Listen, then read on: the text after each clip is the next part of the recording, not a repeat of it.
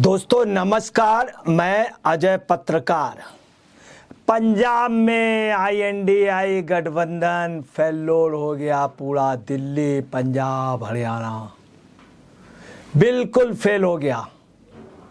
कांग्रेस ने स्पष्ट रूप से कह दिया, किसी भी कीमत में, किसी भी सूरत पे हम आपसे किसी भी तरह का समझौता नहीं करेंगे।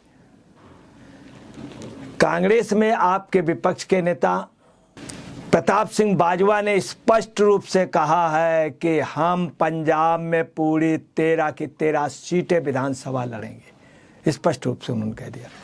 उन्होंने ये भी कहा है कि पंजाब कर्ज में डूब गया है, ड्रग्स जबरदस्त चल रहा है, और उन्होंने कहा कि 32 एमएलए मेरे संपर्क में हैं और 32 एमएलए आप तोड़ना चाह रहे हैं। कांग्रेस के बाजवा ने यह भी कहा है कि आप खाते पीते पोस्ट करते हैं।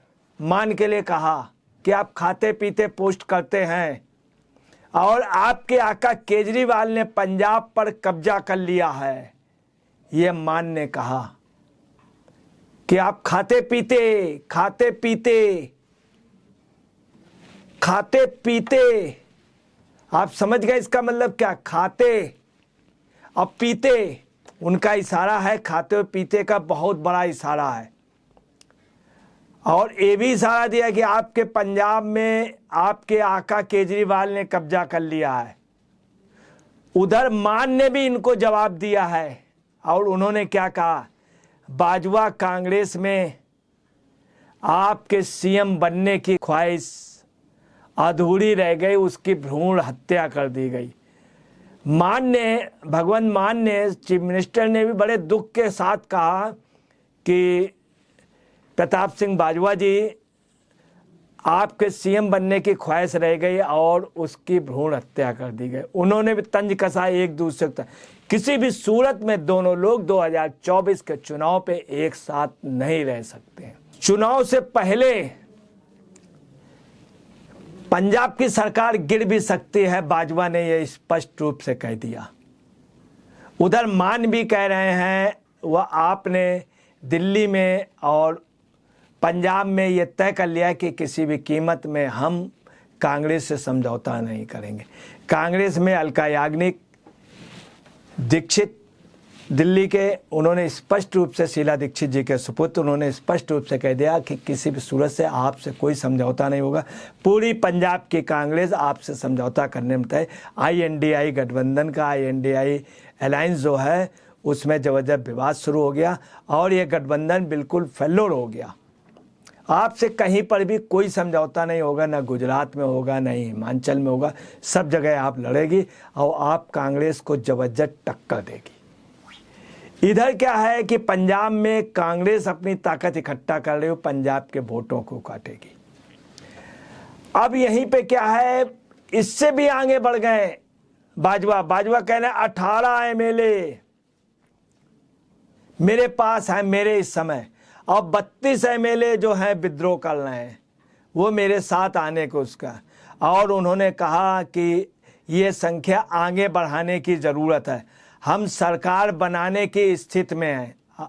बाजवा ने स्पष्ट कह दिया। उन्होंने ये भी कहा कि आम चुनाव के 2 महीने के भीतर आप सरकार गिर जाएगी।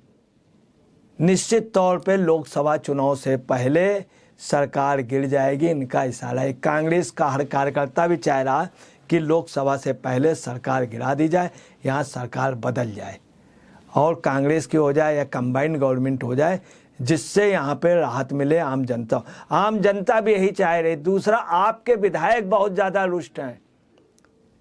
अब क्या है कि उन्होंने ये भी कहा है कि आपकी हास्यपूर्ण हरकतें, बाजवा जी ने कहा है, प्रकाश सिंह बाजवा, आपकी हास्यपूर्ण हरकतें, बहुत बिगड़ी हुई कानून व्यवस्था, कानून नाम की कोई चीज़ नहीं है, बिगड़ी हुई अर्थव्यवस्था, महंगाई ज़बरदस्त बढ़ गई है और इतना कर्ज हो गया कि पूछो ना। 50,000 करोड़ रुपया और कर्ज ले लिया गया, तमाम उपक्रमों में कर्ज लगा हुआ है, पंजाब की ये पोजीशन है कि हर बच्चा आगे चल के कैद में हो जाए। यहाँ सिंदूर उधार का आएगा, हर बच्चा पैदा होते ही लाखों रुपए का कर्जदार होगा। इतना अधिक कर्ज हो जाएगा कि पब्लिक से वसूला जाएगा और ये कर्ज पे कर्ज लेते जा रहे हैं। पंजाब की स्थिति बहुत बुरी हो रही है, ये बाजवा ने कहा। उन्होंने ये भी कहा कि डक की ये स्थिति है कि उड़ता पंजाब अब बहुत तेजी से उड़ रहा, पूरा पंजाब ही उड़ाई लिए जा रहा है डक, उन्होंने कहा। और उन्होंने कहा आप और आपकी पार्टी का बॉस भी कनाडा में एनआरआई के पक्ष में कुछ भी बोलने में असमर्थ हैं।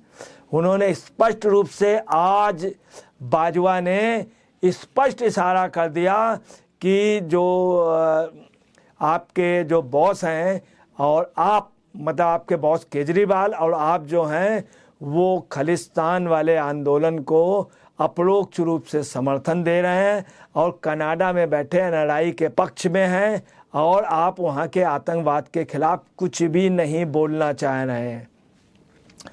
उन्होंने ये भी कहा है कि हर सूरत में 13 सीटों पे हम चुनाव लड़ेंगे और किसी भी सूरत में एक भी सीट आपको नहीं जीतने दूंगा। मतलब साफ है, आपको नहीं जीतने देंगे, या तो कांग्रेस जीते चाहे कोई दूसरी जीत जाए।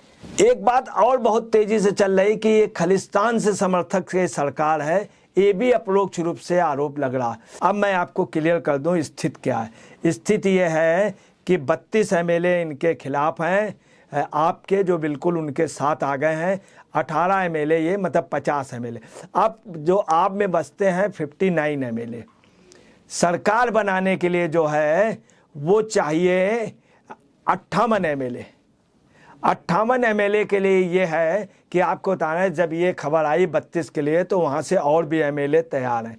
आपको बताना है इसमें आपके 15 एमएलए जो हैं वो बीजेपी में जाना चाहते हैं, जिसमें 12 बिल्कुल रेडी हैं। अगर 32 एमएलए चले गए कांग्रेस में, जब ये हुआ कि ये टूटन के लिए इतनी बड़ी मौत उसमें जा रहे हैं, तो आपके और भी एमएलए लगभग 4-5 एमएलए और भी जाना चाह रहे हैं जो आपसे हटना चाह रहे हैं।